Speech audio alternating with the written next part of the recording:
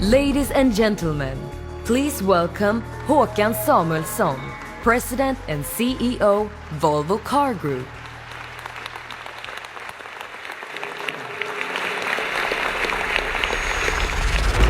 It's really a historical milestone for our company today. I would officially declare the Ridgeville plant open for business. They are looking great. And who better to reveal the new S60 than the people who build the car? To me, Volvo coming to Charleston is growth for our community. So on behalf of the C Shop, I want to say thank you. As a father of two small children, I'm very proud to work for Volvo Cars, building cars safer for our roads and a cleaner environment for our future generations. To me, the importance of Volvo coming to Charleston is the diversity that's been brought to this area. So this is a moment that I'm truly proud of and something that I'll remember for the rest of my life. And now, we'd like to show you guys what we've built.